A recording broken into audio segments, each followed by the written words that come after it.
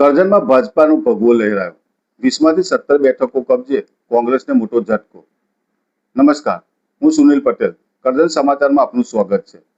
કરજણ તાલુકામાં યોજાયેલી સ્થાનિક સ્વરાજ્યની ચૂંટણીમાં ભાજપાએ જોરદાર પ્રદર્શન કરી બહુમતી સાથે સત્તા કબજે કરી છે. તાલુકા અને જિલ્લા બંને સ્તરે ભાજપાનો સ્પષ્ટ દબદબો જોવા મળ્યો છે.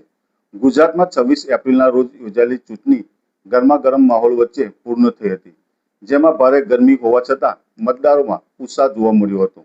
પરિણામ જાહેર થતાં રાજ્યભરમાં ભાજપા બહુમતી સાથે આગળ આવ્યું છે, જ્યારે કોંગ્રેસને અનેક વિસ્તારોમાં નુકસાન સહન કરવું પડ્યું છે. કરજણ તાલુકા પંચાયતની કુલ 20 બેઠકોમાંથી ભાજપાએ 17 બેઠકો કબજે કરી છે, જ્યારે કોંગ્રેસને માત્ર 3 બેઠકો મળેલી છે. મહત્વની બાબત એ છે કે ચૂંટણી પહેલા જ ભાજપાને તાલુકાની 6 બેઠકો અને જિલ્લા પંચાયતની 1 બેઠક બિનહરીફ મળી હતી, અને ત્યારબાદ મતદાનમાં તાલુકામાં 11 બેઠકો જીતતા ભાજપાએ સ્પષ્ટ બહુમતી મેળવી લીધી છે. બીજી તરફ જિલ્લા પંચાયતની 4 બેઠકોમાંથી ભાજપાએ બિનહરીફ સાથે 3 બેઠકો પર વિજય મેળવ્યો છે, અને કોંગ્રેસને માત્ર 1 બેઠક મળી છે, જેના કારણે જિલ્લામાં પણ ભાજપા મજબૂત સ્થિતિમાં જોવા મળી રહ્યું છે.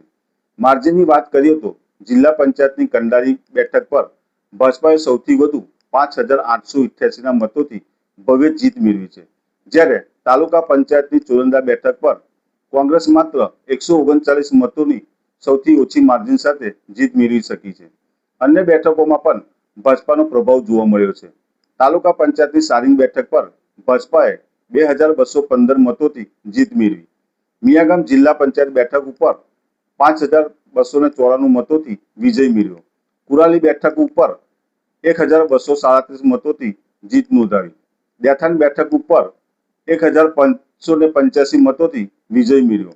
વ્યામાર બેઠક ઉપર 922 મતોથી તેમજ મોટી કોરલ બેઠક ઉપર 535 મતોથી અને કરમડી બેઠક ઉપર 269 મતોથી ભાજપાએ વિજેતા બન્યું છે.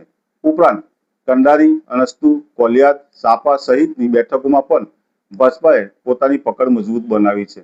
કોંગ્રેસની વાત કરીએ તો સાંસદ બેઠક ઉપર 523 મતોથી અને વલણ બેઠક ઉપર 1,476 મતોથી જીત મેળવી છે, જ્યારે ચોરંદા બેઠક પર માત્ર 139 મતોથી વિજય મેળવ્યો છે. ગત ટર્મની સરખામણીએ કોંગ્રેસને નોંધપાત્ર નુકસાન થયું છે. અગાઉ તાલુકામાં કોંગ્રેસ પાસે 5 બેઠકો હતી, જે હવે ઘટીને 3 રહી ગઈ છે.